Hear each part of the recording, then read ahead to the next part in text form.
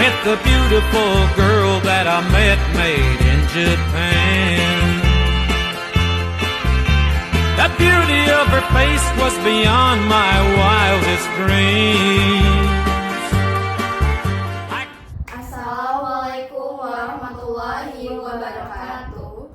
Perkenalkan, kami kelompok yang beranggotakan saya Claudia Ramadhani, lalu Saya Norataya Azalika, lalu Saya Clara Teranya Damara. dan Saya Jihan Mahira. di sini kami akan shoot podcast yang berjudul Screen Time versus Green Time. Oke, langsung aja kita mulai ya.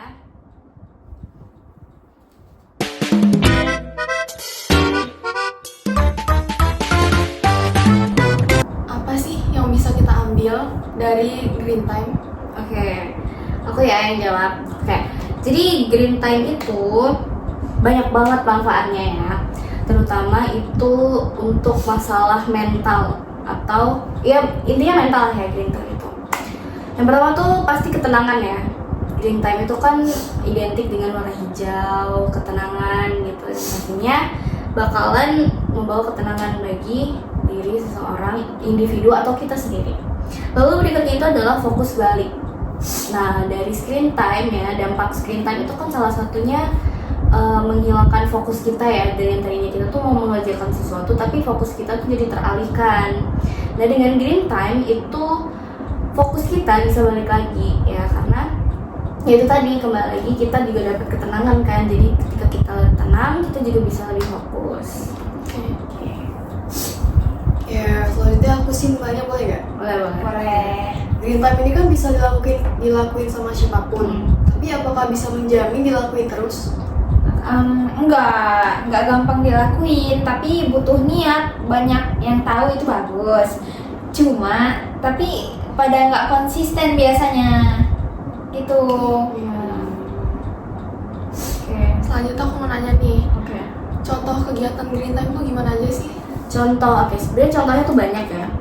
Dan contohnya itu sebenarnya sederhana. Misal jalan kaki. Jalan kakinya bukan di rumah tapi ya. Jalan kaki di ruang terbuka dengan suasana yang tenang itu bisa menjadi salah satu contoh dari green time.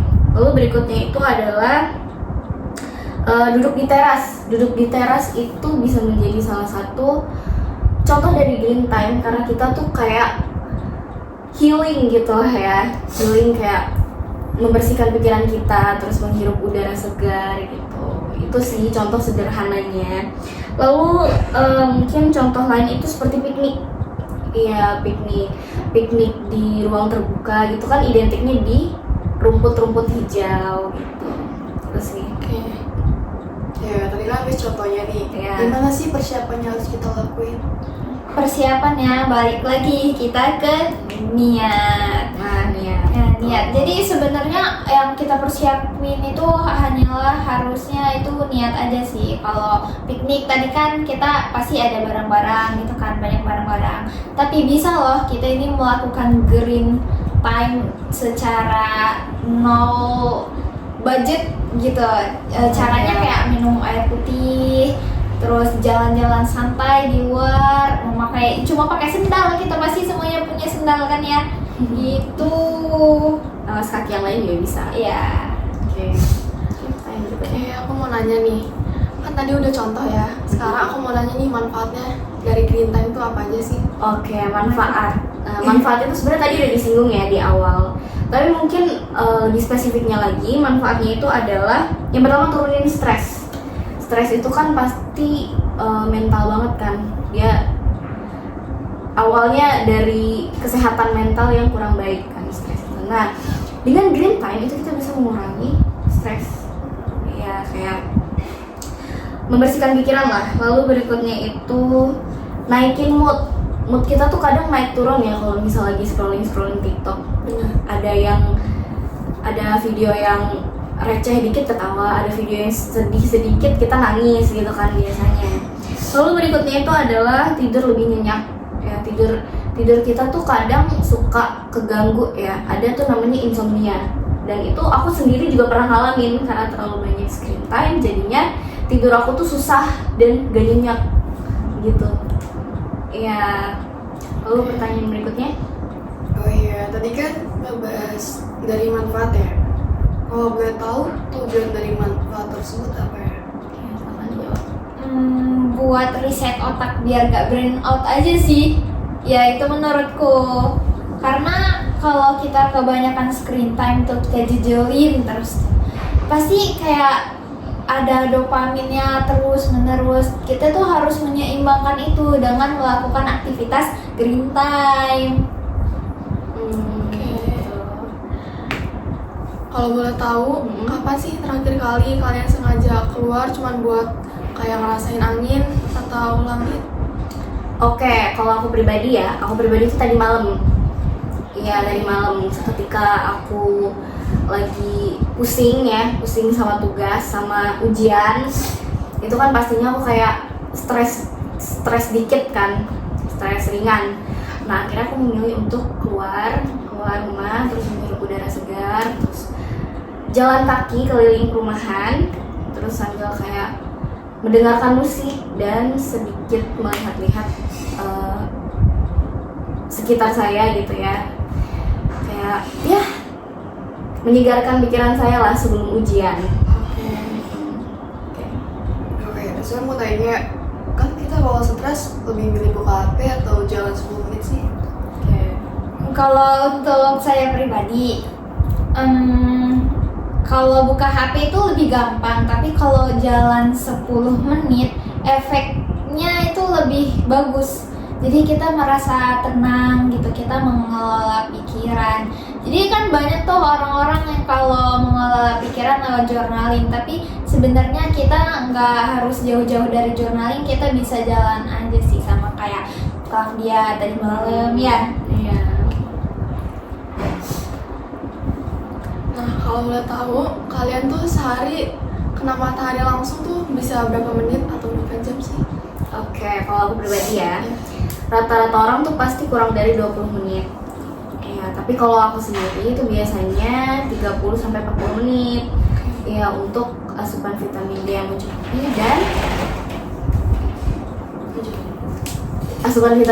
mencukupi dan mood naik.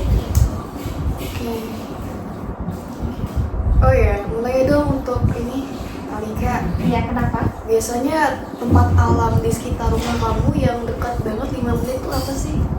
5 menit, taman sekitar, terus pinggir jalan, perumahan itu pagi-pagi. Kan bisa tuh kalau pagi sekalian nyari sarapan ya, kalau sore juga bisa habis sepulang beraktivitas, sepulang sekolah, sepulang kerja gitu, di lapangan bisa juga. Kalau Claudia nih, mainan luar yang kamu kangenin banget pas kamu masih kecil tuh apa sih? Oke, mainan kecil tuh yang pertama pasti main petak umpet ya. Iya, petak umpet di luar rumah itu bareng teman-teman ya. Itu benar-benar deja vu masa kecil yang benar-benar saya kangen banget. Iya sih, benar sih. Iya kan. Iya, terus banyak sih main kejar-kejaran gitu kan, terus main layang-layangan juga gitu. Ya, kalau menurut Alika, pikiran tuh lebih jernih habis scroll 30 menit atau duduk di taman 30 menit? Duduk di taman. Karena kalau kita scroll bikin otak makin rame gitu rasanya. Kalau duduk di taman kan kita merenung gitu kan. Seperti itu. Kalau untuk kamu nih, Klav, Ya. kalau HP kamu mati seharian, kegiatan apa sih yang kamu lakuin pertama di luar rumah mungkin? Oke, kalau misal di luar rumah mungkin ya, aku bakalan jemur baju sih. Iya, pagi-pagi. Karena biar nanti siangnya bisa diangkatin kan. Terus habis itu pastinya jogging atau jalan pagi. Iya, jogging atau jalan pagi. Terus habis itu mungkin berjemur untuk mendapatkan asupan vitamin D ya, dan langsung dari matahari. Itu sih biasanya akan aku lakukan. Untuk Alika deh, satu hal kecil besok buat nambah ngabis green time apa sih? Jemur baju di teras, nelpon di luar rumah gitu juga bisa termasuk dalam kegiatan green time. Kamu nih Kaf, jujur lebih banyak di dunia, lebih banyak ngeliat dunia lewat layar HP atau lihat langsung? Oke, kalau misal dunia sih pengennya lihat langsung ya. Karena aku juga sebenarnya suka banget sama alam.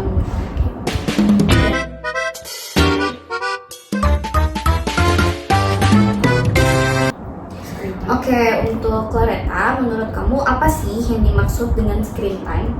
Kalau menurut aku nih, screen time itu kayak kita ngabisin waktu buat ngeliat layar HP atau laptop, TV secara rutin gitu. Oh, I see. Iya.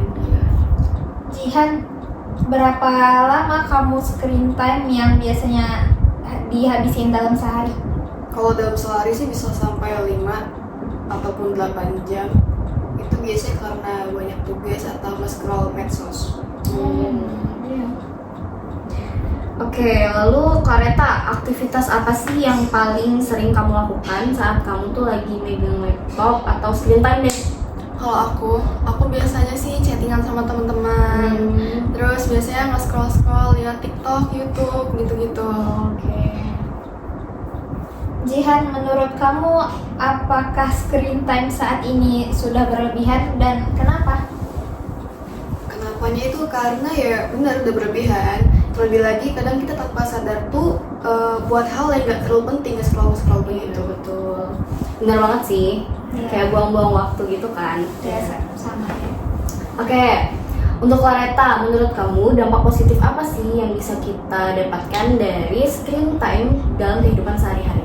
Kalau aku, itu menurut aku komunikasi kita tuh jadi lebih praktis, bisa lebih cepat iya, kan, benar. lewat dari chattingan. Terus kita juga bisa dapat informasi-informasi lebih cepat, belajar juga jadi lebih gampang karena bisa nyari informasi dari Google Iya, atau betul. aplikasi lain. Bentar ya. Oke. Jihan, apa aja dampak negatif yang kamu rasakan saat kamu menatap layar? Kalau handphone aku- gitu. Kalau aku ya, apalagi kalau main game itu pusing kepalanya. Oh iya. Pusing, apalagi mata tuh jadi merah, jadi apa ya, buram gitu lah. Kayak begitu. Oke. Oke, berikutnya untuk Clareta. Nah, setelah kamu screen time nih ya, selama ini, apakah itu mempengaruhi kualitas tidur kamu kah atau gimana gitu? Itu di aku ngaruh banget sih, Ngaruh. ngaruh banget. Dia kayak bikin aku jadi lebih tidurnya tuh gak nyenyak Iya. tuh, Iya sih. Relate sih. ya kan? Jihan, bagaimana pengaruh screen time terhadap kesehatan mata dan tubuh tadi kayak di awal kamu bilang? Itu bisa bikin mata kering, terus pegel di leher atau punggung, sama badan jadi kurang aktif. Benar sih. Kayak males-malesan gitu lah. Oke. Oke, berikutnya Clareta. Nah, menurut kamu, apakah screen time itu mengganggu produktivitas sehari-hari kamu atau enggak nih biasanya? Itu bisa dua-duanya sih. Bisa. Kalau dipakai buat belajar itu bagus, tapi kalau kebanyakan distraksi malah bikin kita jadi nggak fokus. Oh iya benar. Jihan, seberapa besar pengaruh media sosial terhadap pengaruh screen time ini? Besar banget. Soalnya kita tanpa sadar tuh udah apa ya, istilah katanya bisa keterusan gitu. Iya benar. Oke, Clareta, kamu pernah mengurangi screen time gak sih? Terus hasilnya gimana tuh? Kalau aku pernah sih, itu cuman berhasil, cuman kalau lagi niat doang. Kalau lagi bosen tuh kayak balik lagi buat lihat layar HP gitu-gitu. Iya sih. Jihan, apa tantangan terbesar untuk mengurangi screen time ini? Kadang tuh kalau ada notifikasi jadi pengen lanjut lagi main HP-nya. Oh, kunci utamanya notifikasi gitu ya? Untuk Clareta nih, menurut kamu ya atau pendapat kamu, cara paling efektif untuk mengontrol penggunaan gadget di kehidupan kamu sehari-hari itu gimana sih? Kalau menurut aku tuh kita kayak nyari kegiatan lain, seperti mungkin olahraga atau ngebaca buku. Habis itu kita matiin notifikasi yang gak penting karena itu bikin ngedistraksi parah kan. Oh iya, benar sih benar. Oke, jadi intinya screen time itu tergantung gimana kita manage waktunya ya, manage gimana kita. Oh, ini waktunya saya fokus untuk belajar, berarti kita nggak boleh screen time dulu. Iya, Gitu. benar. Dan ketika kita bosan nih, mungkin kita butuh sedikit asupan untuk hiburan lah ya untuk otak kita bisa tuh screen time kan. Ya, tapi tidak berlebihan teman-teman. Betul. Oke. Oke. Sekian podcast dari kami. Terima kasih kepada Claretta dan Jihan karena sudah menjelaskan screen time dengan baik ya. Thank you juga udah ngejelasin cerita. Oke. Ya. Sekian dari kami. Terima kasih. Kami tutup. Wassalamualaikum warahmatullahi wabarakatuh. Dadah. Like cherry blossoms blooming in the mountains